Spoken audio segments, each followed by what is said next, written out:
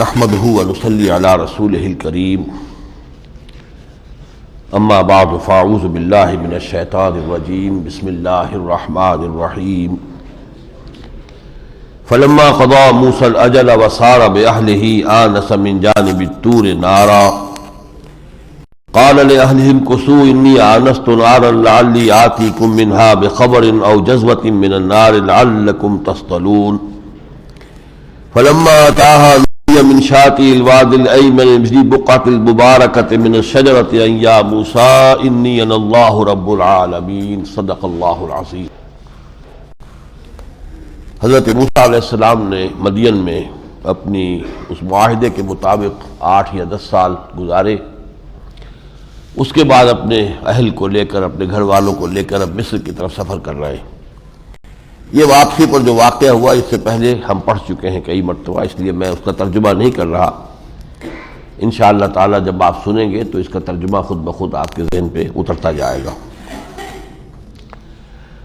یہاں جو ایک خاص واقعہ بیان ہو رہا ہے وہ یہ ہے کہ جس سے ہم کہتے ہیں اپنی زبان میں کھسیانی بلی کھمبا نوچے، ایک موقع پر بالکل زچ ہو کر دلیل کے میدان میں شکست کھانے کے بعد فرعون نے اپنے درباریوں سے کہا یا ایھا الملأ ما علمت لکم من الہ غیری، کہ اے میرے سرداروں میں تو تمہارے لیے اپنے سوا کسی اور الہ کو نہیں جانتا۔ یہ سمجھ لیجئے کہ اصل میں یہ اس کے نظام سے متعلق بات ہے کہ حاکمیت میری ہے، قانون میرا ہے، میری مرضی چلے گی، میں اس کے سوا کسی اور با اختیار ہستی کا قائل نہیں ہوں۔ باقی یہ کہ ان کے معبود بھی تھے جنہیں وہ پوجتے تھے، خاص طور پر آمون را جو ہے سورج دیوتا، اس کی پرستش کرتے تھے، لیکن خاص طور پر جو ربوبیت کا اس کا دعویٰ تھا وہ در حقیقت اس پہلو سے تھا کہ یہاں اختیار میرا چلے گا۔ آگے چل کر بات بھی آ جائے گی، الیس لی ملک مصر وہذہ الانہار تجری من تحتی، کیا مصر کی حکومت میرے ہاتھ میں نہیں ہے اور یہ سارا آبپاشی کا نظام میرے کنٹرول میں نہیں ہے؟ تو ظاہر بات ہے پھر میری ہی بات چلے گی۔ لیکن یہاں پھر اس نے ضد ہو کر کہا ہے فَأَوْقِدْ لِي يَا حَامَانُ عَلَى الطِّينِ، تو اے حامان، وہ جو اس کا وزیر تعمیرات تھا، اس سے کہا کہ ذرا میرے لیے اب گارے پر کو سینکو، آگ دو، اسے آگ دکھاؤ، کیونکہ بڑے بڑے ہوں گے یہ جن میں اینٹیں بنتی تھی اور تپتی تھیں، تو وہ ذرا اینٹیں تیار کرو، فَاجْعَلْ لِي سَقْفًا، میرے واسطے ایک بہت بلند و بالا محل بناؤ، لَعَلِّي أَطَّلِعُ إِلَىٰ إِلَٰهِ موسیٰ، میں اس پر چڑھ کر اس کی چھت سے ذرا جھانک کر دیکھوں کہ واقعی کوئی اوپر اور الہ ہے۔ الہ موسیٰ کو میں ذرا جھانکنے کی کوشش کروں، وَإِنِّي لَأَظُنُّهُ مِنَ الْكَاذِبِينَ، اور میں تو اسے جھوٹا سمجھتا ہوں، کوئی اور الہ نہیں ہے۔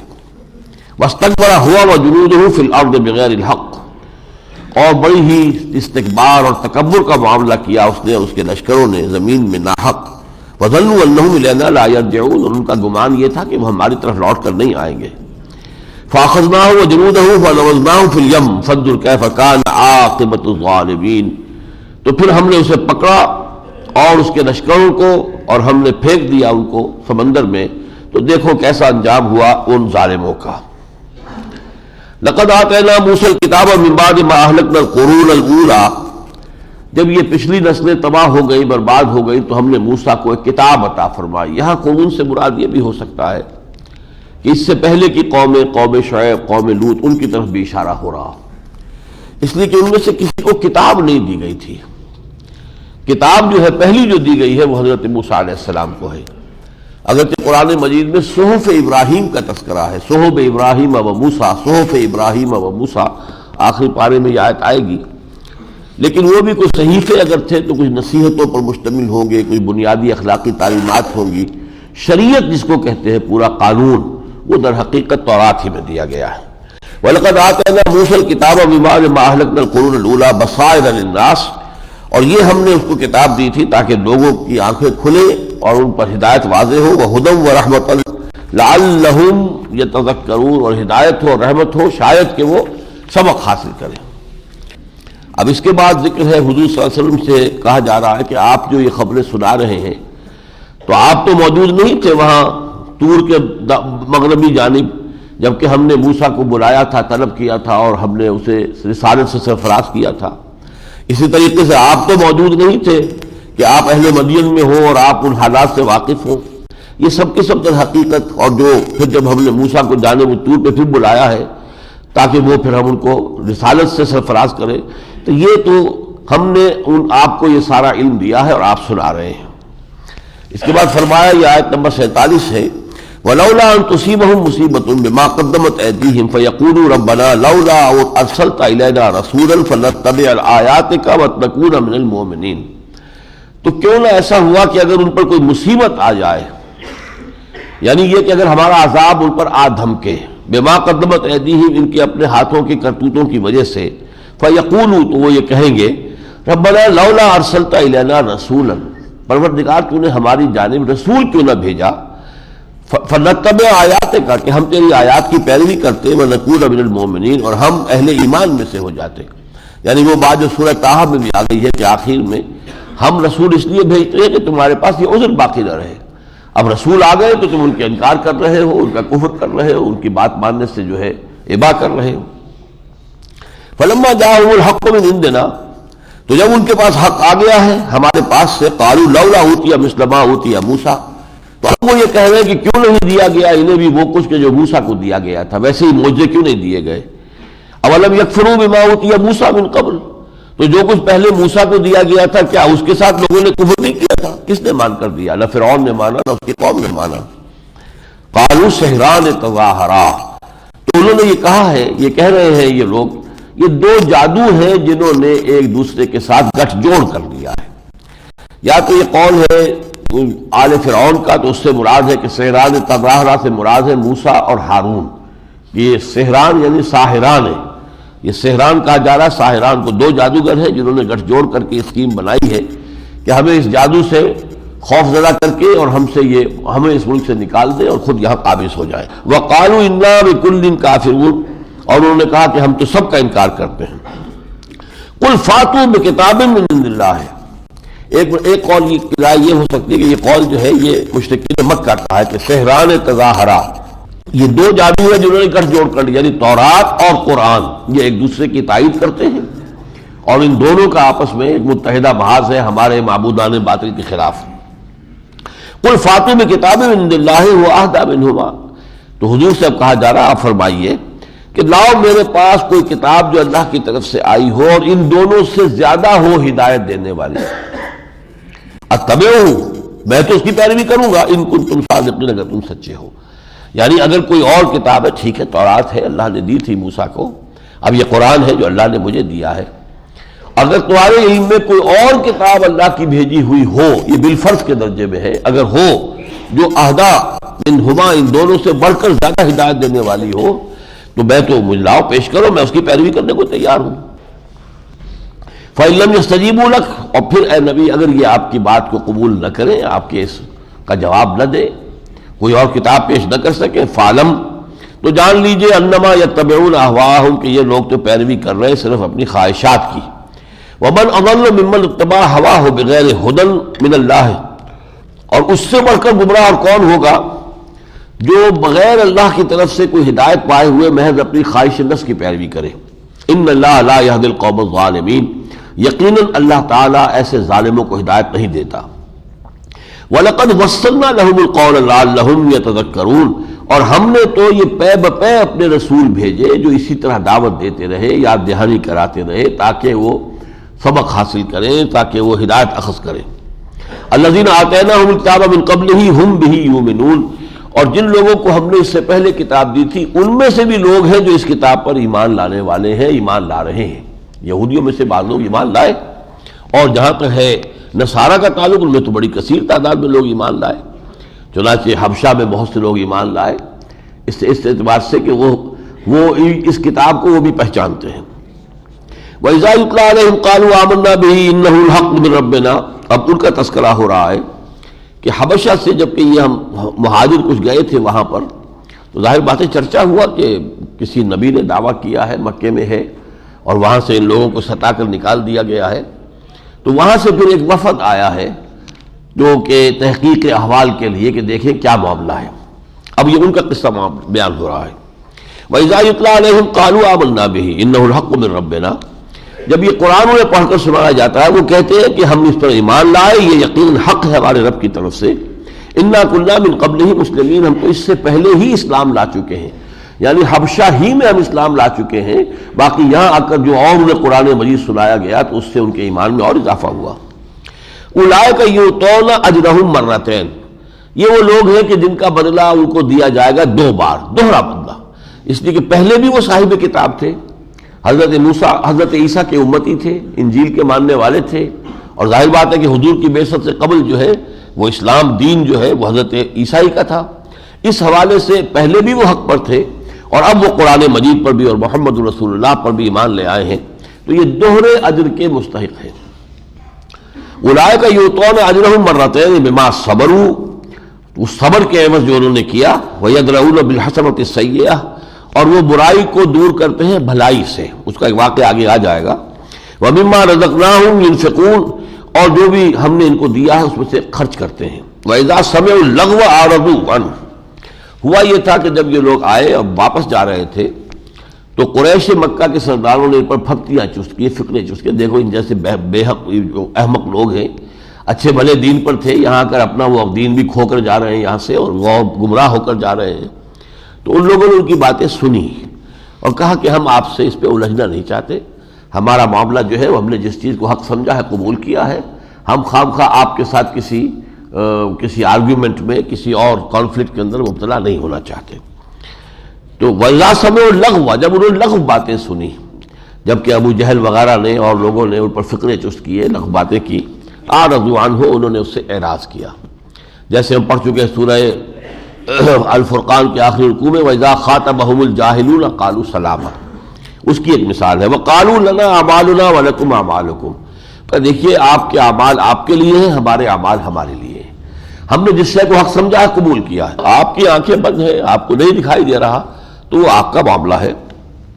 سلام علیکم، تم پر سلامتی ہو، لا نبتغی الجاہلین، ہم جاہلوں سے الجھنا نہیں چاہتے، ہم ان سے جو ہے خام خواہ کسی بحث میں مبتلا نہیں ہونا چاہتے۔ انک لا تہدی من احببت، اے محمد صلی اللہ علیہ وسلم آپ کو یہ اختیار حاصل نہیں ہے کہ جس کو چاہے ہدایت دے دیں، آپ ہدایت نہیں دے سکتے جسے بھی چاہیں، ولکن اللہ یہدی من یشاء، بلکہ یہ تو اللہ کا پریروگیٹو ہے، اس کا اختیار ہے، اختیار مطلق ہے، وہ ہدایت جس کو چاہتا دیتا ہے، وہو عالم بالمہتدین، اور وہ خوب واقف ہے ان سے جو ہدایت کے چاہنے والے ہیں، یعنی اللہ تعالیٰ کی جو سنت ہے وہ یہ ہے کہ جو ہدایت کا طالب ہوتا ہے اسے وہ ہدایت دیتا ہے، باقی یہ کہ جو ہدایت کا طالب نہیں ہے اس کو زبردستی ہدایت اگر دے تو پھر امتحان کا سارا فلسفہ غلط ہو گیا۔ یہ تو جو حیات دنیاوی ہے یہ تو امتحان کے لیے ہے، خلق الموت والحیات لیبلوکم ایکم احسن عملا، تو یہ تو آپ کے چوائس پر ہے، فمن شاء فلیؤمن ومن شاء فلیکفر، یہ ہم سورہ کہف میں پڑھائے ہیں، قل الحق من ربکم فمن شاء فلیؤمن ومن شاء فلیکفر، کہہ دیجئے یہ حق ہے تمہارے رب کی طرف سے جو میں پیش کر رہا ہوں، اب جو چاہے ایمان لائے جو چاہے کفر کر۔ انک لا تہدی من احببت ولکن اللہ یہدی من یشاء، اس آیت کے بارے میں گمان غالب یہ ہے کہ یہ ابو طالب کے بارے میں نازل ہوئی ہے، اس لیے کہ حضور کسی انسان کے اسلام کے اس سے زیادہ متمنی نہیں ہو سکتے تھے جتنے متمنی آپ ابو طالب کے اسلام کے تھے۔ ابو طالب ایک تو یہ کہ چچا تھا، دوسرے یہ کہ سرپرستی کی اس نے، خاندان بنو ہاشم کو ایک بند مٹھی کی طرح حضور کی پشت پر رکھا ہے، جب مقاطعہ کیا ہے تو وہ پورا خاندان بنو ہاشم، چاہے وہ ایمان لائے تھے یا نہیں لائے تھے، سب کے سب شیب بنی ہاشم میں رہے ہیں، اسے شیب ابی طالب بھی کہتے ہیں، ان کا مقاطعہ پورے خاندان کا کیا، لیکن خاندان جو ہے اس نے جو ہے اپنی آئیڈینٹیفائی کیا اپنے آپ کو حضور کے ساتھ، تو یہ ایک بہت بڑا احسان تھا ابو طالب کا، اس لیے سب سے بڑھ کر حضور خواہش مند تھے کہ ابو طالب مان لیا۔ ابو طالب کے بعد نمبر 2 شخص وہ تھا کہ جس کی پھر آپ امان لے کر مکے میں داخل ہوئے ابو طالب کے انتقال کے بعد، مطعم بن عدی، اگرچہ وہ بھی کفر ہی پر اس کا انتقال ہوا ہے، لیکن یہ کہ حضور اس کے بھی اتنے احسان مند تھے کہ آپ نے فرمایا تھا غزوہ بدر کے بعد جب 70 قیدی آپ کے ہاتھ میں تھے قریش کے، کہ اگر آج وہ مطعم زندہ ہوتا اور وہ ان کی سفارش کرتا تو میں بغیر کسی فدیے کے ان سب کو چھوڑ دیتا، اس لیے کہ اس نے امان دی تھی تو حضور مکے میں داخل ہوئے تھے۔ انک لا تہدی من احببت ولکن اللہ یہدی من یشاء وہو اعلم بالمہتدین وقالوا ان نتبع الہدی معک نتخطف من ارضنا، اب ان میں سے کچھ کمزور قسم کے لوگ بھی تھے، جیسا کہ ہم سورہ توبہ میں پڑھائے ہیں، کچھ باہمت لوگ ہوتے ہیں، چھلانگ لگاتے ہیں ہرچہ بعد آباد. کچھ لوگ ذرا دیکھتے رہتے ہیں کہ ذرا کچھ اور لوگ پہلے پار کر لیں اس ندی کو تو واقعی ہمیں بھی سمجھ میں آ جائے کہ ہم پار کر سکتے ہیں، تو وہ ٹھٹک کے کھڑے رہتے ہیں. کچھ لوگ جو ہے مختلف اندیشوں کی وجہ سے رکے رہتے ہیں. تو کچھ لوگ تھے جو اس اندیشے کی وجہ سے وَقَالُوا إِن نَتَّبِعِ الْهُدَىٰ مَعَكَ، وہ انہوں نے کہا کہ اے محمد صلی اللہ علیہ وسلم اگر ہم آپ کے ساتھ اس ہدایت کی پیروی کریں کہ جو آپ پیش کر رہے ہیں، نُتَخَطَّفْ مِنْ أَرْضِنَا، ہمیں اچک لیا جائے گا اپنی زمین سے. یعنی کفر کا غلبہ ہے، شرک کا غلبہ ہے، ان کی طاقت ہے، چھائے ہوئے ہیں. وہ تو جیسے کہ کسی شخص کو غائب کر دیا جائے کہ پتہ بھی نہ چلے کہ کہاں گیا، تو ہمیں اس طرح اچک لیا جائے گا. اولم نمکن لہم حرما آمنا یجبا الیہ ثمرات کل شیء، تو توجہ دلائی کیا ہم نے ان کے لیے اس حرم کی سرزمین کو امن کی جگہ نہیں بنا دیا، اور اس کی طرف ہر شے کے میوے چلے آ رہے کھچے ہوئے. یہ کس کی ترتیب، کس کی یہ جو ہے خلاقی ہے، کس کی یہ تدبیر ہے جس کے تحت یہ ہو رہا ہے؟ تو کیا وہ تمہاری حفاظت نہیں کر سکے گا؟ اگر تم اس پر ایمان لاؤ اور اس پر اعتماد رکھو وہ تمہاری حفاظت کرے گا. رزقا من لدنا، یہ سب رزق ہے ہمارے پاس سے، ولکن اکثرهم لا يعلمون، لیکن ان کی اکثریت جو ہے وہ پھر علم نہیں رکھتی. آگے آیت نمبر 59 ہے وما كان ربك مهلك القرى حتى يبعث في امها رسولا يتلو عليهم آياتنا وما كنا مهلك القرى الا واهلها ظالمون. یہ جو بستیوں کو تباہ کیا گیا، برباد کیا گیا، جن پر اللہ کا عذاب آیا، اس پہ قانون بیان کر رہے ہیں کہ آپ کے رب کا معاملہ یہ نہیں تھا کہ وہ بستیوں کو ہلاک کر دیتا جب تک کہ نہ بھیج دیتا اس کی مرکزی بستی میں اپنے رسول کو. یہ ام القریٰ ہم پڑھ چکے ہیں پہلے، تنذر ام القریٰ ومن حولہا، کہ آپ خبردار کریں اے نبی اس ام القریٰ بستیوں کی جو ماں ہے، جو بڑی مرکزی بستی ہے مکہ، اور اس کے ارد گرد کے لوگوں کو آپ دعوت دیں، انذار فرمائیں. تو جب تک کہ ہم ان بستیوں کی کسی مرکزی بستی میں اپنے کسی رسول کو نہیں بھیج دیتے تھے، یتلو علیہم آیاتنا، جو ہماری آیات انہیں پڑھ کر سناتے تھے، یعنی ان کے سامنے حق واضح کر دیا جاتا تھا، اتمام حجت کر دیا جاتا تھا، پھر بھی جب وہ اڑے رہے کفر پر اور شرک پر، پھر وہ ہلاک کیے گئے. اور نمبر 2 وما كنا مهلك القرى الا واهلها ظالمون، ہم ہرگز نہیں ہلاک کرتے رہے بستیوں کو مگر یہ کہ اس کے جو بسنے والے تھے وہ ظالم تھے، وہ مشرک تھے، کافر تھے، انہوں نے طرح طرح کی برائیاں ایجاد کر لی تھی. ان کا معاملہ یہ تھا کہ یا تو وہ سیکشول پرورشن شروع ہو گئی تھی، اور یا اور ان کے ہاں جو ظلم کے معاملات ہیں ان کا آغاز ہو چکا تھا. وما اوتیتم من شیء فمتاع الحیات الدنیا وزینتها، اور جو شے بھی تمہیں اس دنیا میں دی جا رہی ہے، نوٹ کر لو کہ وہ صرف اس دنیا کی زندگی کے ساز و سامان کے سوا کچھ نہیں. یہ زندگی کا تسلسل باقی رکھنے کے لیے اللہ نے یہ خزانہ جو ہے کھولا ہوا ہے اپنا. آپ اس میں سے کھا پی بھی رہے ہیں، ضروریات پوری ہو رہی ہیں، کپڑے پہن رہے ہیں، لیکن ان میں سے کسی شے کی محبت کو اپنے دل میں جگہ نہ دیں. متاع الحیات الدنیا، دنیا کی زندگی کا ساز و سامان ہے، ضروریتیں ہیں، بس پورا کیجئے، ان ضرورتوں کو پورا کرنے کے لیے انہیں بھرپور استعمال کیجئے، لیکن کسی شے کی محبت دل میں نہ آنے دیں. محبت آخرت کی، اللہ کی، رسول کی. ما عند اللہ خیر وابقى افلا تعقلون، تو کیا جو اللہ کے پاس ہے یقیناً وہ بہت بہتر ہے اور باقی رہنے والا ہے، تو کیا تم عقل سے کام نہیں لیتے؟ افمن وعدناه وعدا حسنا فهو لاقيه كمن متعناه حیات الدنیا ثم هو یوم القیامة من المحضرین. تو ذرا غور کرو، بھلا وہ شخص جس سے کہ ہم نے اچھا وعدہ کیا ہے، یعنی جو نیک راستے پر آ رہا ہے، ہمارے اس کے ساتھ اچھے وعدے ہیں، فهو لاقيه، اور وہ ان وعدوں سے ملاقات کرے گا، وہ وعدے سچے ثابت ہوں گے اور وہ تمام نعمتیں اسے ملیں گی جس کا ہم نے وعدہ کیا ہے. کیا وہ برابر ہو جائے گا اس کے کمن متعناہ متاع الحیات الدنیا، جس سے ہم نے دنیا کی زندگی کا ساز و سامان تو دیا، ثم ہوا یوم القیامت من المحضرین، پھر قیامت کے دن وہ گرفتار کر کے پیش کر دیا جائے گا. اب ظاہر بات ہے وہاں اس کے لیے کوئی آرام نہیں، کوئی عیش نہیں، کوئی چین نہیں.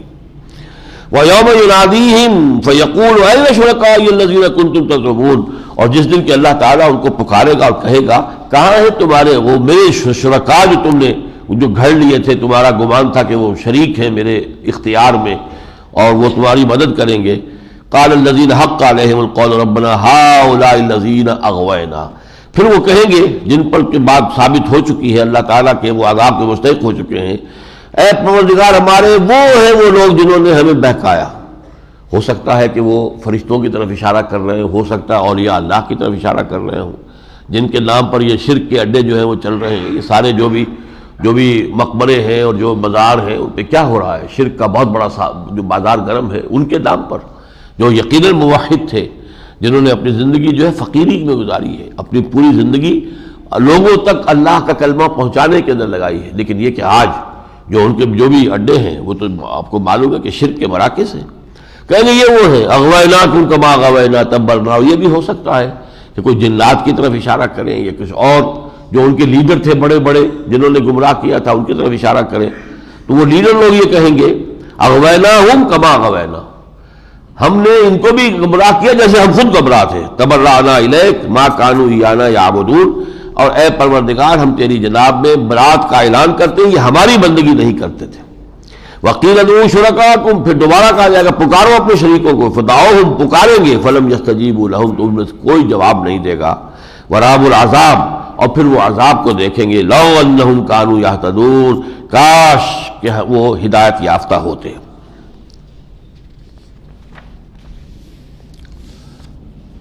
یہ چیزیں جو ہے مشرکین کے ساتھ رد و قضا، آخرت کے مناظر، یہ کافی تفصیل کے ساتھ سورہ انعام میں اور دوسری صورتوں میں ہم پڑھ چکے ہیں. اب 8ویں رکوع پر آئیے.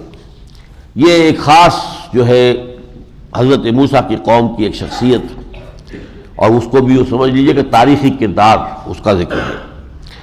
ان قارون کان من قوم موسیٰ، یقیناً قارون موسیٰ کی قوم ہی میں سے تھا، اور تورات میں اس کا نام قورہ آیا ہے قارون کی بجائے.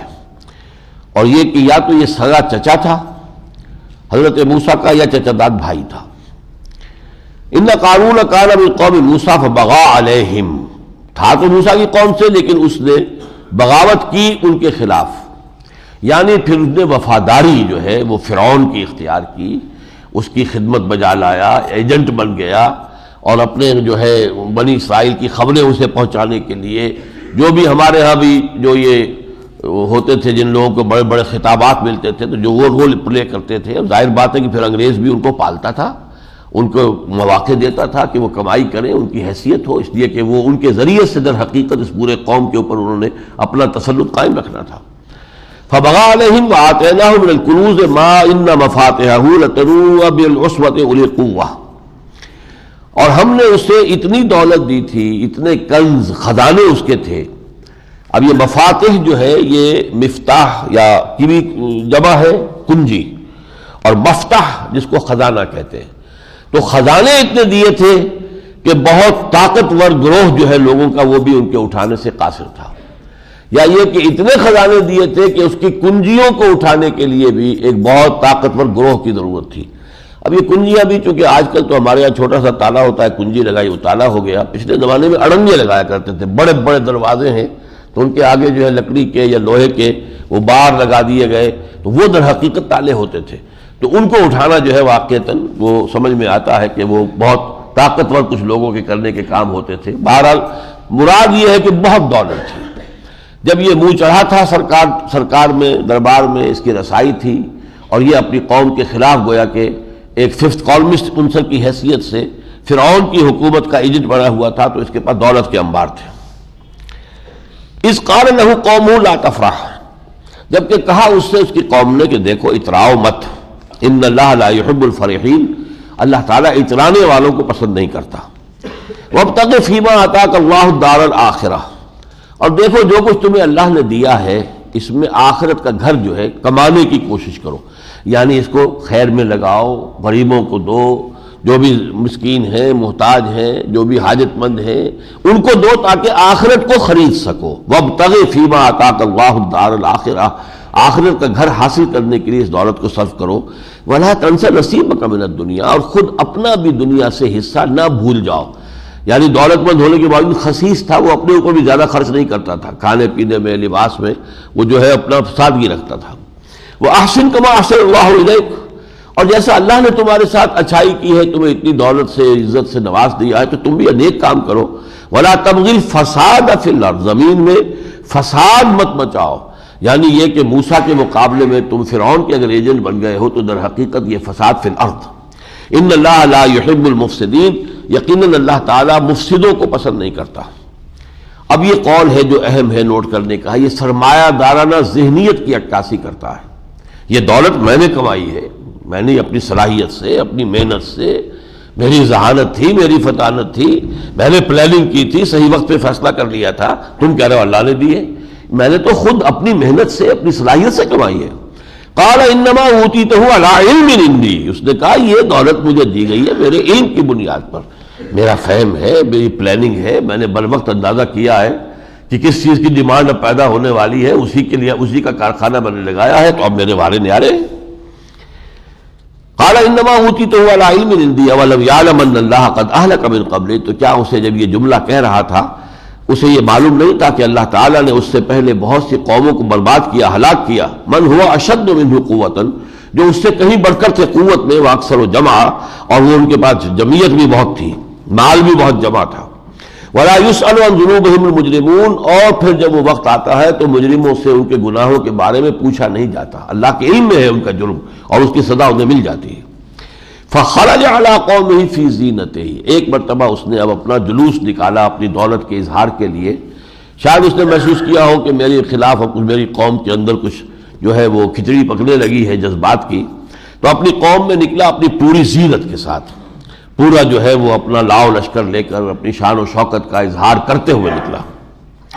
قال الذین یریدون الحیاۃ الدنیا، نتیجہ کیا نکلا کہ کہا ان لوگوں نے کہ جو چاہتے تھے حیات دنیاوی کو. اب ظاہر بات ہے کہ بنی اسرائیل کے اندر بھی وہ تو جس قسم کے لوگ تھے ہمیں معلوم ہی ہے کہ ساری 9 نشانیاں دیکھنے کے باوجود ان میں سے کچھ لوگوں نے یہ بھی کہا تھا کہ ہمارے لیے بھی بت تراش دو، اور کچھ نے کیا بڑی تعداد وہ تھی کہ جس نے اس بچڑے کی پرستش شروع کر دی تھی. تو اس وقت بھی ظاہر بات ہے ان میں ہر طرح کے لوگ موجود تھے. تو قال الذین یریدون الحیات الدنیا، وہ لوگ کہ جو حیات دنیاوی کے عاشق تھے اور محبت کرنے والے تھے، انہوں نے کہا یا لیت لنا مثل ما اوتی قارون، کاش کہ ہمیں بھی وہ سب کچھ مل جاتا جو کہ قارون کو ملا ہے. انہ لذو حظ عظیم، یقیناً یہ قارون جو ہے یہ تو بڑی قسمت والا ہے. وقال الذین اوتوا العلم، اور کہا ان لوگوں نے جنہیں علم دیا گیا تھا، جو حقیقت کو جانتے تھے، جو جانتے تھے یہ آنی اور فانی دنیا ہے، آنی جانی ہے، ختم ہو جانے والی شے ہے، عارضی دنیا ہے، اصل گھر تو آخرت کا ہے. وقال الذین اوتوا العلم ویلکم ثواب اللہ خیر لمن آمن، تمہاری تباہی ہو، تم کیا کہہ رہے ہو کہ تمہیں بھی یہ ساری دولت مل جاتی، تمہاری نگاہوں میں کھپ گئی ہے یہ دولت اور اس کی قدر و قیمت تمہاری نگاہوں میں ہو گئی. ویلکم ثواب اللہ خیر لمن آمن وعمل صالحا، جو بدلہ اللہ دے گا ان کو کہ جو ایمان لائے اور نیک عمل کریں گے وہ کہیں بہتر ہوگا اس سے کہ جو قارون کو دیا گیا ہے. ولا یلقاها الا الصابرون، لیکن اس مقام کو حاصل نہیں کر سکتے اور یہ درجہ انہی کو ملتا ہے کہ جو صبر کرنے والے ہوں. تم نے تو دولت دیکھی اور تمہارے اعصاب کے اندر جو ہے وہ تھر تھراہٹ پیدا ہو گئی، تو یہ تو معلوم ہوتا ہے کہ تمہارے اندر وہ استحکام نہیں ہے ایمان کا، آخرت پر ایمان، اللہ پر ایمان کا. فخسفنا به وبداره الارض، تو ہم نے دھسا دیا زمین میں قارون کو بھی اور اس کے گھر کو بھی، اس کا محل، اس کا پورا خزانہ، اور خود وہ اپنے اہل و عیال کے ساتھ زمین میں دھسا دیے گئے. فما کان له من فئۃ ینصرونہ، تو نہ ہوئے اس کے لیے کوئی بھی لشکر یا کوئی جماعتیں کہ جو اس کی مدد کرتے من دون اللہ، اللہ کے مقابلے میں. وما کان من المنتصرین، اور نہ تھا وہ خود کو انتقام لینے والا. اصبح الذین تمنوا مکانہ بالامس، اب وہ لوگ جو کل تمنا کر رہے تھے کہ کاش کہ ہمیں بھی اتنی ہی دولت ملی ہوتی اور یہ بڑا خوش نصیب ہے، یہ ذو حظ عظیم ہے، اب ان کی حالت یہ ہو گئی، یقولون، اب وہ یہ کہہ رہے تھے وَإِكَأَنَّ اللَّهَ يَبْسُطُ الرِّزْقَ لِمَن يَشَاءُ مِنْ عِبَادِهِ وَيَقْدِرُ، خرابی ہے ہماری، یہ تو اللہ کا فیصلہ ہوتا ہے، وہ رزق کشادہ کرتا ہے اپنے بندوں میں سے جس کے لیے چاہتا ہے اور تنگ کر دیتا ہے جس کے لیے چاہتا ہے. لولا ان من اللہ علینا لخسف بنا، اگر اللہ نے ہم پر احسان نہ فرمایا ہوتا تو ہمیں بھی دھسا دیا گیا ہوتا. یعنی اس انجام سے ہم بھی دو چار ہو جاتے ہیں. اللہ تعالیٰ نے ہمیں بچا لیا، دولت ہمیں دنیا میں نہیں ملی لیکن یہ کہ خیر رہی کہ ہم زمین میں دھسا نہیں دیے گئے. وَإِنَّهُ لَا يُفْلِحُ الْكَافِرُونَ، ہائے شامت ہے کہ یہ کافر لوگ جو ہے یہ فلاح پانے والے نہیں ہیں. اب آخری رکوع ہے، بہت جامع ہے. تِلْكَ الدَّارُ الْآخِرَةُ نَجْعَلُهَا لِلَّذِينَ لَا يُرِيدُونَ عُلُوًّا فِي الْأَرْضِ وَلَا فَسَادًا، وہ جو آخرت کا گھر ہے وہ ہم خاص کر دیں گے، معین کر دیں گے ان لوگوں کے لیے جو زمین میں اپنی بڑائی کے طلبگار نہیں ہوتے اور نہ زمین میں فساد مچاتے، یعنی اپنا اقتدار، اپنا دبدبا، اپنی قوت اس کے خواہاں نہیں ہوتے، بلکہ وہ جو ہم پڑھ چکے ہیں وَعِبَادُ الرَّحْمَنِ الَّذِينَ يَمْشُونَ عَلَى الْأَرْضِ هَوْنًا وَإِذَا خَاطَبَهُمُ الْجَاهِلُونَ قَالُوا سَلَامًا۔ اللہ کے اچھے نیک محبوب بندے تو وہ ہیں جو زمین پر چلتے ہیں تو آہستگی کے ساتھ، فروتنی کے ساتھ، عاجزی کے ساتھ، اور جب ان سے جاہل جو ہے وہ الجھتے ہیں تو وہ کہتے ہیں سلام۔ تو تلک الدار الاخرۃ نجعلها للذین لا یریدون علوا فی الارض ولا فسادا، جو اپنے اختیار اور اقتدار اور اپنی حکومت، اپنی سربلندی کے خواہاں نہیں ہوتے، والعاقبۃ للمتقین، اور یقیناً عاقبت جو ہے، آخرت کا گھر جو ہے وہ تو ہے ہی اہل تقوی کے لیے۔ من جاء بالحسنۃ فلہ خیر منها، یہ مضمون وہاں بھی اس پچھلی صورت میں بھی آ چکا ہے، جو بھی نیکیاں لے کر آئے گا اسے اس سے بہتر جزا مل جائے گی۔ ومن جاء بالسیئۃ فلا یجزی الذین عملوا السیئات الا ما كانوا یعملون، اور جو برائیاں لے کر آئیں گے تو ان برائی کرنے والوں کو ان کے اعمال ہی کے برابر بدلہ دیا جائے گا، زیادہ نہیں۔ نیکی کا اللہ جتنا چاہے بدلہ زیادہ دے، 10 گنا دے، 100 گنا دے، 700 گنا دے، اللہ کی مرضی ہے، بغیر حساب دے۔ واللہ یضاعف لمن یشاء بغیر حساب، واللہ یرزق من یشاء بغیر حساب۔ تو نیکی میں لیکن بدی کی سزا اتنی ہی ہوگی جتنا کہ انہوں نے بدی واقعتاً کمائی ہے۔ ومن جاء بالسیئۃ فلا یجزی الذین عملوا السیئات الا ما كانوا یعملون ان الذی فرض علیک القرآن لرادک الی معاد۔ اے نبی، یقیناً وہ ہستی جس نے آپ پر اس قرآن کو لازم کر دیا ہے، فرض کر دیا ہے۔ کیا مطلب؟ اس قرآن کی تبلیغ آپ کا فرض منصبی ہے، خواہ کچھ بھی ہو، آپ پر پتھراؤ ہو تب بھی آپ کو یہ قرآن پہنچانا ہے، چاہے پھول پیش کیے جائیں چاہے پتھر آئے، آپ کو کرنا ہے یہ کام، فرض ہے، یہ لازماً اللہ نے یہ آپ پر عائد کر دیا ہے۔ ان الذی فرض علیک القرآن، جس نے آپ پر یہ قرآن فرض کر دیا ہے، آپ کے ذمے لگا دیا ہے اس قرآن کی تبلیغ، اس کے ذریعے سے انذار اور اللہ اور خلق خدا پر اتمام حجت۔ لرادک الی معاد، وہ یقیناً آپ کو لوٹا دے گا لوٹنے کی جگہ۔ اس میں دو آراء ہے، ایک تو یہ کہ معادن سے مراد ہے آخرت ہی، لوٹنے کی جگہ اصل میں تو وہی ہے، ایمان بالمعاد، ایمان بالآخرہ، لیکن یہ معادن تنکیر ہے، نکرہ ہے، یعنی آپ کا وہاں جو مقام ہوگا وہ بہت بلند و برتر ہوگا، آپ کو مقام محمود ملے گا، آپ کو مقام وسیلہ ملے گا، اللہ تعالیٰ جو ہے آپ کو بہت اونچے مقام تک پہنچائے گا۔ ایک رائے یہ کہ اس سے مراد مکہ ہے، اور وہ واقعہ یہ بیان کیا جاتا ہے کہ جب حضور ہجرت کے لیے نکلے ہیں تو آپ نے مکے سے جو ہے وہ راستہ جو عام راستہ تھا، شاہراہ تھی، اس کو اختیار نہیں کیا تھا، اس لیے کہ وہ تو تعاقب ہونا تھا۔ تو آپ نے جو پہاڑی راستہ تھا بہت دشوار گزار تھا، اور یہ کہ اس پہ کوئی گمان بھی نہیں ہو سکتا کسی کو کہ حضور اس راستے کو اختیار کریں گے، وہ راستہ اختیار کیا تھا۔ وہ راستہ جو ہے کچھ آگے جا کر تقریباً مڈ وے سمجھیے اس اصل شاہراہ کے ساتھ مل گیا کہ جو آ رہی تھی مکے سے اور مدینے کو جا رہی تھی۔ اب جب اس راستے سے آ کر جو ٹی بنی ہے، پہنچے ہیں آپ اس شاہراہ پر، تو اب اس کا کیا مطلب تھا؟ ادھر سے اگر دائیں مڑیں گے تو مدینہ ہے اور بائیں مڑیں گے تو یہی سڑک مکے کو جا رہی ہے۔ تو اس وقت آپ کے دل میں ہوک سی اٹھی، یعنی مکے کی محبت، اور اس کے لیے چونکہ ظاہر بات ہے کہ جب آپ وہاں سے روانہ ہوئے، وہ بھی آتا ہے حدیث میں، سیرت کی روایات میں، کہ حضور خانہ کعبہ سے لپٹ کر اور یہ کہ اے کعبہ مجھے تجھ سے انتہائی محبت ہے، لیکن یہ یہاں کے لوگ مجھے تیرے پاس رہنے نہیں دے رہے۔ تو وہ جو آپ کو محبت تھی اور اس کے ساتھ جو آپ کا قلبی تعلق تھا، تو وہاں پہنچے ہیں تو ہوک سی اٹھی، لیکن ظاہر بات ہے جانا تو تھا مدینے، لہذا مڑ گئے دانی طرف۔ تو یہاں اللہ نے یہ اطمینان دلایا، اے محمد چند سال کی بات ہے، پھر ہم آپ کو یہاں لے جائیں گے۔ 8 ہی برس تو گزرے نا، 8 برس کے اندر پھر آپ فاتح کی حیثیت سے 10,000 قدوسیوں کی جماعت کے ساتھ جو ہے مکے میں داخل ہو گئے۔ یہ ایک مفہوم ہے جو لیا گیا ہے، واللہ عالم۔ یہ جو فرمایا ان الذی فرض علیک القرآن، تو یہ وہی بات ہوئی جو پچھلی سورت کے آخر میں آئی تھی، ان اتلو القرآن۔ مجھے 2 حکم ہوئے، ایک تو اللہ کی بندگی کروں، مسلمان اسلام اور فرما برداری کے اختیار کروں، دوسرے یہ کہ قرآن پڑھتا رہوں، سناتا رہوں، تم تک پہنچاتا رہوں۔ اور جیسا کہ میں نے کئی مرتبہ واضح کیا، خاص طور پر سورہ انعام میں، آپ کی پوری دعوت کا مرکز و محور قرآن ہے۔ انذار قرآن سے، تبشیر قرآن سے، تذکیر قرآن سے، تبلیغ قرآن کی، تلاوت قرآن کی، دعوت قرآن کے ذریعے سے، تزکیہ قرآن کے ذریعے سے، حکمت اور تعلیم کتاب جو ہے وہ اسی قرآن سے. تو یہ ساری چیزیں جو ہیں آپ کی پورا برکت و محور جو ہے دعوت کا قرآن ہے. قل ربی اعلم من جاء بالہدی ومن هو فی ضلال مبین، کہہ دیجئے میرا رب خوب جانتا ہے کون ہدایت پر آ گیا ہے اور کون شخص کھلی گمراہی کے اندر مبتلا ہے.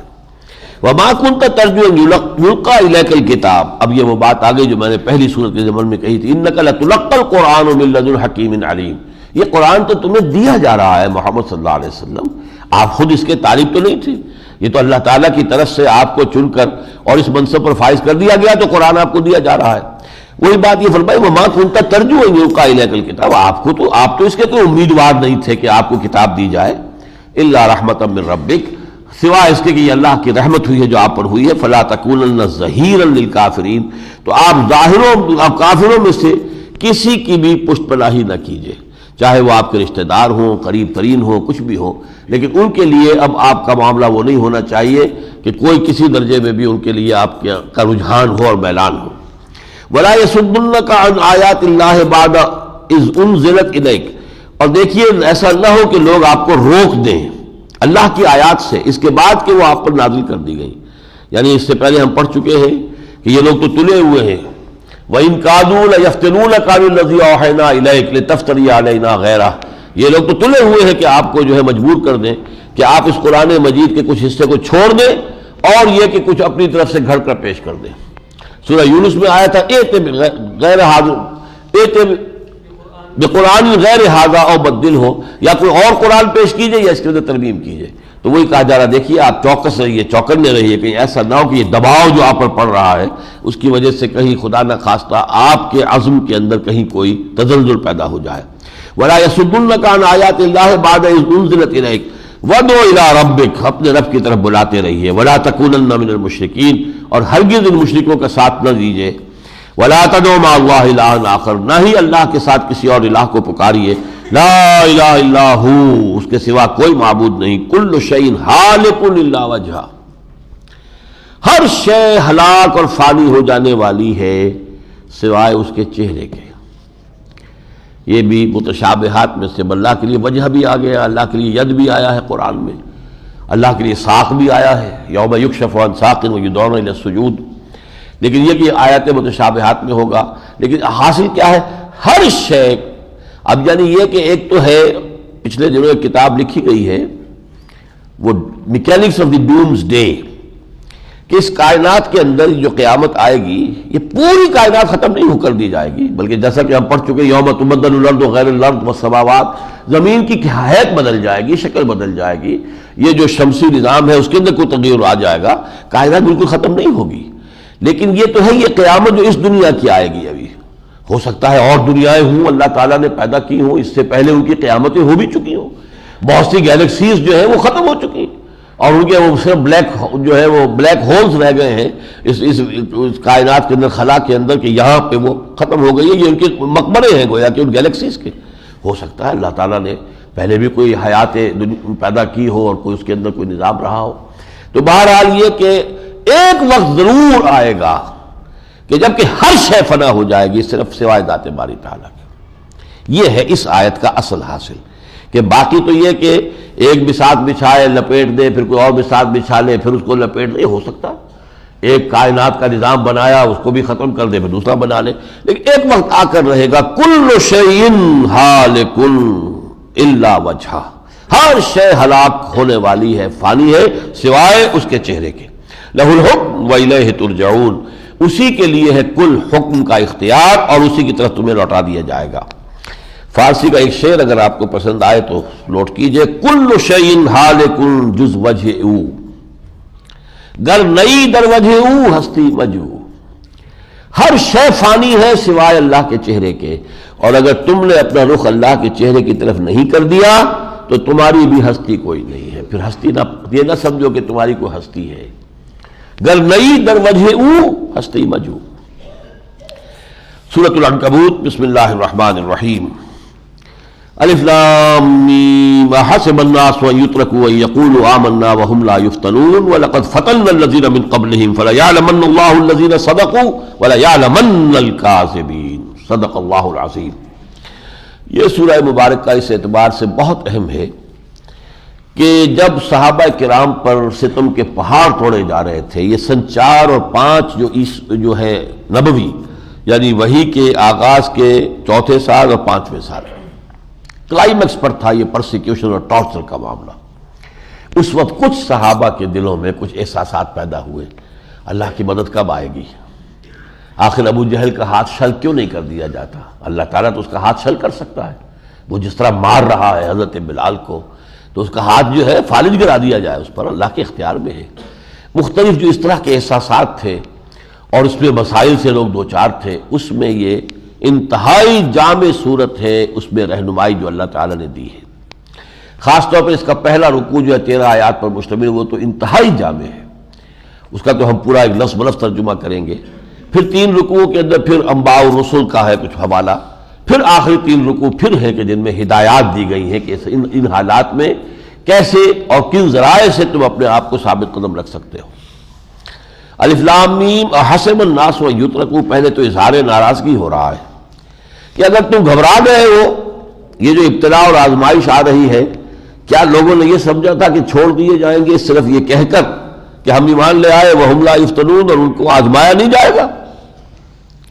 وَلَقَدْ فَتَنَّا الَّذِينَ مِن قَبْلِهِمْ، ہم نے تو آزمایا ہے ان سب کو جو ان سے پہلے تھے۔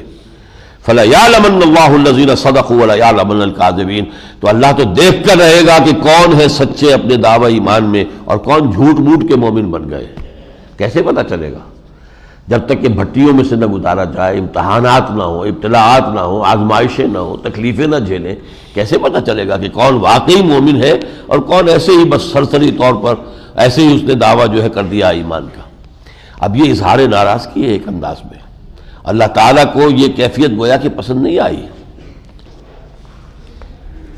یہ موج پریشاں خاطر کو پیغام لبے ساحل نے دیا ہے، دور وصال بحر ابھی تو موجوں میں گھبرا بھی گئی۔ ابھی تو بڑے سے بڑے سخت مقامات آئیں گے، وہ تو ہم پڑھ چکے ہیں سورہ بقرہ میں۔ وَلَمَّا يَأْتِكُم مَّثَلُ الَّذِينَ خَلَوْا مِن قَبْلِكُم مَّسَّتْهُمُ الْبَأْسَاءُ وَالضَّرَّاءُ وَزُلْزِلُوا أَمْ حَسِبْتُمْ أَن تَدْخُلُوا الْجَنَّةَ، کیا تم نے یہ سمجھا تھا کہ جنت میں داخل ہو جاؤ گے؟ ابھی تک تو تم پر وہ چیزیں نہیں آئی ہیں۔ وَلَمَّا يَأْتِكُم مَّثَلُ الَّذِينَ خَلَوْا مِن قَبْلِكُم مَّسَّتْهُمُ الْبَأْسَاءُ وَالضَّرَّاءُ وَزُلْزِلُوا حَتَّىٰ يَقُولَ الرَّسُولُ وَالَّذِينَ آمَنُوا مَعَهُ مَتَىٰ نَصْرُ اللَّهِ أَلَا إِنَّ نَصْرَ اللَّهِ قَرِيبٌ۔ اسی مضمون کی آیت سورہ آل عمران میں آئی تھی، پھر اسی مضمون کی ایک آیت سورہ توبہ میں آئی تھی، لیکن مکی قرآن میں بھی یہ جگہ ہے کہ جس میں یہ مضمون آیا، وہ تو تینوں ہے مدنی۔ کیا لوگوں نے یہ سمجھا تھا کہ وہ چھوٹ جائیں گے صرف یہ کہہ دینے سے کہ ہم ایمان لے آئے اور انہیں آزمایا نہ جائے گا، جبکہ ہم نے تو آزمایا ہے ان سب کو جو ان سے پہلے تھے؟ تو اللہ تو جام واضح کر دے گا کہ کون ہے جو واقعتاً سچے ہیں اور کون جھوٹے ہیں۔ ام حسب الذین یعملون السیئات یسبقون، اب روئے سخن ان کے زخموں پر مرہم رکھنے کے لیے، اب روئے سخن کس کی طرف ہے؟ وہ کفار کی طرف جو مسلمانوں کو پرسیکیوٹ کر رہے تھے، ٹارچر کر رہے تھے۔ کیا سمجھا ان لوگوں نے جو یہ برے کام کر رہے ہیں کہ وہ ہماری پکڑ سے بچ نکلیں گے؟ سا ما یحکمون، برا ہے فیصلہ جو وہ کر رہے ہیں، یعنی وہ ہماری پکڑ سے نکلیں گے نہیں۔ وقت آئے گا کہ ابو جہل بھی کیفر کردار کو پہنچ جائے گا، ان میں سے ایک جو ہے وہ جو آپ کو معلوم ہے کہ خود پھر امیہ ابن خلف جو مارتا تھا حضرت بلال کو، حضرت بلال ہی نے خود اسے جو ہے وہ قتل کیا ہے میدان بدر میں۔ اس میں آپ دیکھیں گے کہ دلجوئی بھی، پھر تھوڑی سی سرزنش بھی، یہ جو تربیت کے اور تعلیم کے لیے دونوں چیزیں ضروری ہیں۔ آپ حوصلہ بھی بڑھائیں، تھپکی بھی دیں، ہمت افزائی بھی کریں، ڈانٹ ڈپٹ سے بھی کام لیں۔ اب یہ تھپکی آ رہی ہے، من کان یرجو لقاء اللہ فإن اجل اللہ لآت وہو السمیع العلیم، جو کوئی بھی اللہ سے ملاقات کا امیدوار ہے وہ یقین رکھے کہ اللہ کا وہ مقرر وقت آ کر رہے گا اور وہ سب کچھ سننے والا اور جاننے والا ہے۔ یعنی کبھی یہ وسوسہ نہ اپنے قریب آنے دو کہ پتہ نہیں مر گئے ہم، انہیں خبر نہ ہوئی، پتہ نہیں یہ جو ہم جان ساریاں کر رہے ہیں، سرفروشیاں کر رہے ہیں، کوئی اس کا اجر و ثواب ملے گا بھی کہ نہیں ملے گا، ملاقات ہوگی کہ نہیں ہوگی، نہیں۔ ان اجل اللہ لآت، آ کر رہے گا وہ وقت، وَإِنَّهُ وَهُوَ السَّمِيعُ الْعَلِيمُ، لیکن ساتھ ہی پھر اب تھوڑی سی سرزنش کا انداز، وَمَنْ جَاهَدَ فَإِنَّمَا يُجَاهِدُ لِنَفْسِهِ، جو کوئی جہاد کر رہا ہے ہماری راہ میں، ہمارے دین کے لیے سختیاں جھیل رہا ہے، جد و جہد کر رہا ہے، وہ اپنے لیے کر رہا ہے۔ ان اللہ لغنی عن العالمین، اگر وہ سمجھتا ہے کہ وہ اللہ کا کوئی کام کر رہا ہے تو سمجھ لے کہ اللہ غنی ہے تمام جہان والوں سے، یہ آپ کو اپنی عاقبت سنوارنے کے لیے کرنا ہے، اپنا مستقبل بنانے کے لیے کرنا ہے۔ اللہ غنی ہے، اللہ پر احسان نہ دھرو۔ منت بنے کہ خدمت سلطان ہمیں کنی، منت شناس ازو کہ بخدمت بداشتت، احسان نہ دھرو کہ تم بادشاہ کی خدمت کر رہے ہو، بادشاہ کا احسان مانو کہ اس نے تمہیں اپنی خدمت کا موقع دیا ہے۔ تو اللہ تعالیٰ تو شہنشاہ ارض و سما ہے۔ ومن جاہد فانما یجاہد لنفسہ ان اللہ لغنی عن العالمین۔ پھر جو ہے وہ دلجوئی کا انداز، والذین آمنوا وعملوا الصالحات لنکفرن عنہم سیئاتہم، جو لوگ ایمان لائیں اور اس کے عملی تقاضے پورے کریں، نیک اعمال کریں، ہم لازماً دور کر دیں گے ان سے ان کی برائیوں کو، وَلَنَجْزِيَنَّهُمْ أَحْسَنَ الَّذِي كَانُوا يَعْمَلُونَ، اور لازماً یقیناً بدلہ دیں گے انہیں بہت بہتر ان چیزوں کا جو عمل وہ کر رہے ہیں۔ وَوَصَّيْنَا الْإِنسَانَ بِوَالِدَيْهِ۔ اب کچھ نوجوانوں کو ایک بڑی آزمائش یہ پیش آ گئی تھی کہ والدین ہیں وہ اپنا حق جتاتے تھے، ہم نے تمہیں پالا پوسا، آج تم ہمارا دین چھوڑ کر اور محبت کے ساتھ جا کر کھڑے ہو گئے صلی اللہ علیہ وسلم، ہمارا حق کہاں گیا؟ خاص طور پر ماں کا جو حق ہے، ایک سلیم الفطرت انسان جو کچھ سمجھتا ہے۔ سعد ابن ابی وقاص کی ماں کو جب معلوم ہوا کہ سعد نے محمد کا دین اختیار کر لیا ہے، اس نے بھوک ہڑتال کر دی، نہ کچھ کھاؤں گی نہ پیوں گی، اپنے آپ کو ہلاک کر لوں گی جب تک سعد اپنے باپ کے دین میں واپس نہیں آتا۔ تو اس مسئلے میں کیا کیا جائے؟ فرمایا وَوَصَّيْنَا الْإِنسَانَ بِوَالِدَيْهِ حُسْنًا، ہم نے وصیت کی ہے انسان کو اس کے والدین کے بارے میں نیک سلوک کی۔ وہ وصیت ہم سورہ بنی اسرائیل میں بھی پڑھائے ہیں، وَقَضَىٰ رَبُّكَ أَلَّا تَعْبُدُوا إِلَّا إِيَّاهُ وَبِالْوَالِدَيْنِ إِحْسَانًا، لیکن وَإِن جَاهَدَاكَ لِتُشْرِكَ بِمَا لَيْسَ لَكَ بِهِ عِلْمٌ، اگر وہ تم سے جھگڑے اور مجبور کرے کہ تم شرک کرو میرے ساتھ جس کے لیے تمہارے پاس کوئی دلیل نہیں، کوئی علم نہیں، کوئی سند نہیں، فَلَا تُطِعْهُمَا، تو ان دونوں کا کہنا مت مان۔ اِلَيَّ مَرْجِعُكُمْ، میری ہی طرف تم سب کو آنا ہے، فَأُنَبِّئُكُم بِمَا كُنتُمْ تَعْمَلُونَ، پھر میں جتلا دوں گا تمہیں تم کیا کچھ کرتے رہے تھے۔ والذین آمنوا وعملوا الصالحات لندخلنہم فی الصالحین، بڑی پیاری بات کہی ہے، اور جو لوگ ایمان لائیں اور نیک عمل کریں گے ہم انہیں صالحین میں داخل کریں گے۔ یعنی وہ اگر اپنے ماں باپ سے کٹ رہے ہیں تو یہ بھی تو دیکھیں کہ کس سے جڑے ہیں محمد سے صلی اللہ علیہ وسلم۔ یہ ایک نئی برادری بن رہی ہے، یہ اہل ایمان کی ایک برادری ہے، یہ ابو بکر کے سینے سے لگیں گے، یہ جو ہے اور دوسرے اہل ایمان جو ہیں، یہ ایک نئے رشتے ان کے بن رہے ہیں، یہ ایک نئی برادرہڈ ہے، اور آخرت میں بھی صالحین میں ہم داخل کریں گے۔ وَمِنَ النَّاسِ مَن يَقُولُ آمَنَّا بِاللَّهِ، اب ذرا یہ ننگی تلوار والی بات آ گئی ہے۔ لوگوں میں سے کچھ ایسے بھی ہیں جو کہتے ہیں ہم ایمان لائے اللہ پر، فَإِذَا أُوذِيَ فِي اللَّهِ، جب انہیں تکلیف اور ایذا پہنچتی ہے اللہ کی راہ میں، جعل فتنۃ الناس کعذاب اللہ، تو اس طرح گھبرا اٹھتے ہیں لوگوں کی طرف سے ڈالی ہوئی آزمائشوں سے جیسے کہ اللہ کے عذاب سے گھبرانا چاہیے، جو سورہ حج میں ہم پڑھائے ہیں۔ وَمِنَ النَّاسِ مَن يَعْبُدُ اللَّهَ عَلَىٰ حَرْفٍ فَإِنْ أَصَابَهُ خَيْرٌ اطْمَأَنَّ بِهِ وَإِنْ أَصَابَتْهُ فِتْنَةٌ انقلب عَلَىٰ وَجْهِهِ خَسِرَ الدُّنْيَا وَالْآخِرَةَ۔ کچھ لوگ کنارے کنارے رہ کر اللہ کی بندگی کرنا چاہتے ہیں، مجدھار میں نہیں کودتے، خطرہ نہیں لیتے، رسک نہیں لیتے۔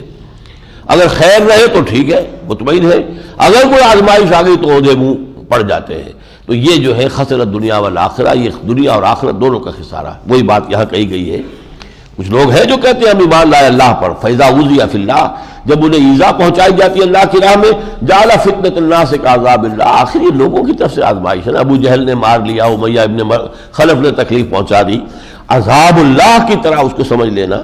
وَلَئِن جَاءَ نَصْرٌ مِّن رَّبِّكَ، اور اگر آ جائے مدد آپ کے رب کی طرف سے، لَيَقُولُنَّ إِنَّا كُنَّا مَعَكُمْ، تو پھر یہ بھی عادت موجود ہوں گے کہ ہم بھی آپ کے ساتھ تھے۔ یعنی منافقین کا جو ایک رول سورہ بقرہ سے شروع ہو کر سورہ توبہ تک ہم نے پڑھا، اس کو گویا کہ ان نٹ شل جو ہے وہ ایک جملے میں اس کے اندر موجود ہے سارا۔ اگرچہ نفاق جو ہے مکی زندگی میں نہیں تھا، لیکن یہ گھبراہٹ جو تھی یہ اس کا نقطہ آغاز بن سکتی تھی۔ تو ڈپ دی ایول ان دی بڈ، اس لیے اللہ تعالیٰ نے یہ ہدایت بھیج کر مکی صورتوں میں گویا کہ اس دور کے اندر جو ہے اس برائی سے اور اس بیماری سے باخبر کر دیا مسلمانوں کو کہ یہ کہاں تک لے جانے والی بات ہے۔ اب الیس اللہ بعلم بما فی صدور العالمین، تو کیا اللہ تعالیٰ خوب واقف نہیں ہے اس سے کہ جو کچھ لوگوں کے سینوں کے اندر ہے؟ وَلَيَعْلَمَنَّ اللَّهُ الَّذِينَ آمَنُوا وَلَيَعْلَمَنَّ الْمُنَافِقِينَ، اور اللہ تو ظاہر کر کے رہے گا ان کو جو حقیقتاً مومن ہے، اور اللہ ظاہر کر دے گا ان کو جو منافق ہے۔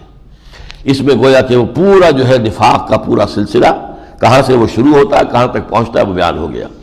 اب آخری بات، وَقَالَ الَّذِينَ كَفَرُوا لِلَّذِينَ آمَنُوا، اب یہ ہوتا ہے بہت مخلصانہ انداز میں، بزرگانہ انداز میں، کچھ بڑے بوڑھے کہتے ہیں میاں کس چکر میں پڑ گئے ہو، کس کے پیچھے لگ گئے ہو، اپنی زندگی خراب کر رہے ہو، جوانی برباد کر رہے ہو، تم اپنے مستقبل کی فکر نہیں، کیریئر تم نے برباد کر لیا۔ دیکھو یہ ہمارے بال جو ہے یہ دھوپ میں سفید نہیں ہوئے ہیں، اس طرح ہوتا ہے، لوگوں کی زندگیاں خراب ہوتی ہیں، جو جس راستے پر ہم چلتے ہیں اسی پر چلو، مت وہ راستہ اختیار کرو جو محمد تمہیں دکھا رہے ہیں۔ اور اگر کوئی اس میں پکڑ ہو گئی اللہ کے ہاں جا کر واقعی، تو چلو تمہارا بوجھ ہم اٹھا لیں گے، تمہاری طرف سے ہم ذمہ دار ہیں، تم آؤ اس راستے میں۔ وقال الذين كفروا للذين آمنوا اتبعوا سبيلنا، اور کہا ان لوگوں نے جنہوں نے کفر کی روش اختیار کی ان سے کہ جو ایمان لائے، اتباع کرو ہمارے راستے کا، وَلْنَحْمِلْ خَطَايَاكُمْ، ہم تمہاری خطاؤں کو اٹھا لیں گے، ان کا بوجھ اٹھا لیں گے، وَمَا هُمْ بِحَامِلِينَ مِنْ خَطَايَاهُمْ مِنْ شَيْءٍ، حالانکہ نہیں ہے وہ اٹھانے والے ان کی خطاؤں میں سے کچھ بھی، انہم لکاذبون، یقیناً وہ جھوٹے ہیں، ہاں وَلَيَحْمِلُنَّ أَثْقَالَهُمْ، یقیناً وہ اپنے بھی بوجھ اٹھائیں گے، وَأَثْقَالًا مَعَ أَثْقَالِهِمْ، اپنے بوجھوں کے ساتھ کچھ اور بوجھوں کا اضافہ کریں گے۔ یہ جو لوگوں کو گمراہ کرنے کی کوشش کر رہے ہیں تو اپنے بوجھوں میں اضافہ ہو جائے گا ان کی اس کوشش سے، لیکن کسی اور کا بوجھ وہ نہیں اٹھا سکتے۔ یہ کئی دفعہ ہم پڑھ چکے ہیں، لا تزر وازرۃ وزر اخری، وہ تو ہر جان کو اپنا بوجھ جو ہے خود اٹھانا ہے، کوئی دوسری جان جو ہے اس کے بوجھ کو اٹھانے والی نہیں ہوگی۔ وَلَا يَحْمِلُنَّ أَثْقَالَهُمْ وَأَثْقَالًا مَعَ أَثْقَالِهِمْ وَلَا يُسْأَلُنَّ يَوْمَ الْقِيَامَةِ عَمَّا كَانُوا يَفْتَرُونَ، اور قیامت کے دن لازماً ان سے بات پرس ہوگی، پوچھ لیا جائے گا کہ وہ افترا بازی کیا کر رہے تھے، جھوٹ باتیں کیا گڑھ رہے تھے۔ اب اس کے بعد سے کچھ انباء الرسل ہے 3 رکوعوں تک، ان میں مثلا سب سے پہلی مثال جو آ رہی ہے اور یہ حضرت نوح علیہ السلام کی ہے، اور پہلی مرتبہ اور ایک ہی مرتبہ قرآن میں یہاں یہ تذکرہ آیا ہے کہ وہ 950 برس تک دعوت دیتے رہے۔ اس میں گویا کہ اشارہ کیا جا رہا ہے کہ تم ابھی سے گھبرا گئے مسلمانوں، ہمارا بندہ نوح 950 برس تک دعوت دیتا رہا، استہزاء ہوا، تمسخر ہوا، مخالفتیں ہوئی، وہ کھڑا رہا، برداشت کیا اس نے۔